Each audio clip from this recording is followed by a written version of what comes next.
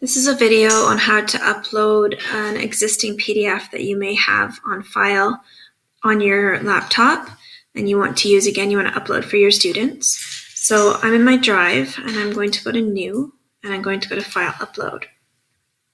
It's going to take me right to my computer and I'm going to go to Documents and I'm going to find a PDF, this one, and open it. You can see it's uploading the PDF and there it is. I can click here to see it. And here it is. Next thing I want to do is I want to open it. And I want to open it with Read and Write for Google Chrome. Most often when you get a PDF offline, it will be readable in Read and Write. So let's see. This is just something that I've taken right off of a website. So Read and Write has come up. And let's see if it's going to read. I'm going to go over here to click to speak and then click where I want to listen. Okay, so this one does not work. So my next step would be to run this through Snapfurter. So I'm going to close out of here. I'm going to go back to that PDF that I had, that I uploaded. I'm going to find it in my recent. Here it is. I'm going to right click on it and I'm going to move that folder right to Snapfurter. Snapfurter is in my drive. I've got lots of folders. You might not have so many, so it might not be that hard to find. For me, it takes a little bit of an extra step before I find it. And there's my Snapfurter file. When I open it, I'm going to drop files here to convert. Move here. And if I go to my Snapfurter folder right now, I can just type it in the top for that folder to come up.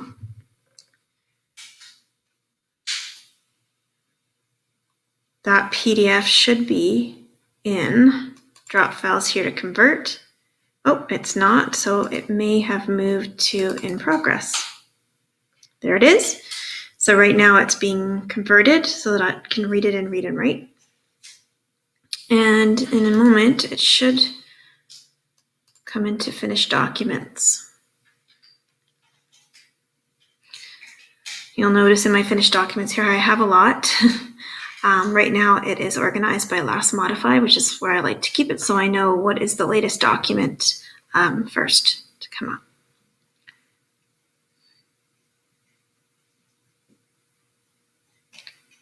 Takes a couple of minutes for it to show up, for it to be converted. So it's readable in Read and Write.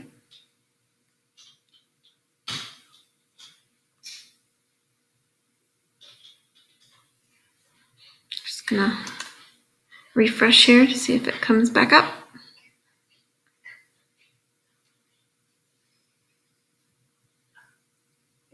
Nope, still thinking. So very soon it will pop up in here and then I can use it and open it and read and write. The other thing I can do that I'm going to show you while I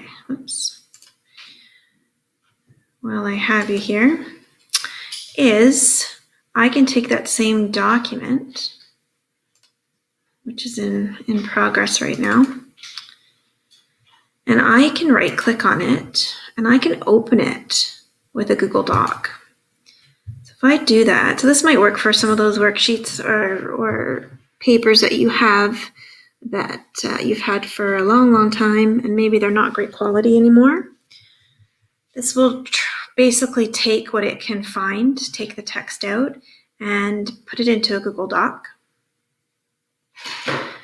And then what you can do is go through and fix the formatting, take out what you don't want,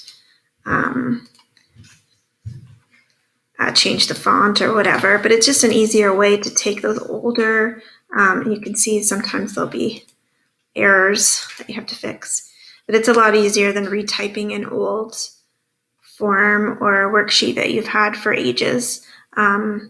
At least will help you with most of the text being there.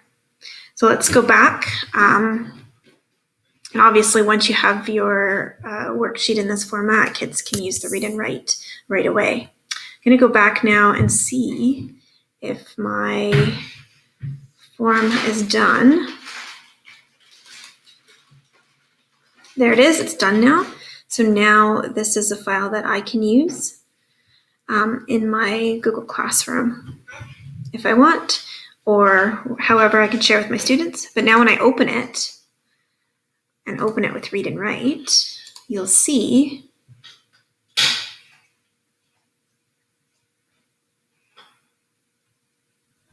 it should now be readable.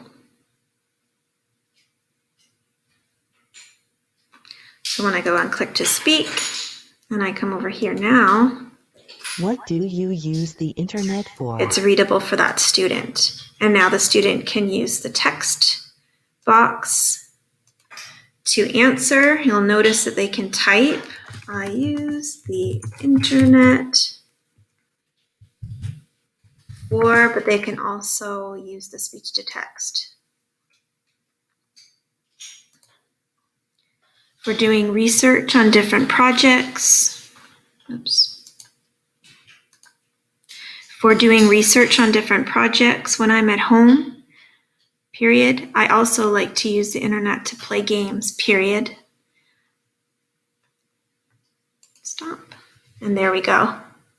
They can also play back what they've written. I use the internet for doing research on different projects when I'm at home. This is a great feature because they can go back and then play games. Fix the mistakes that they heard. So that's it. Thanks for watching this tutorial.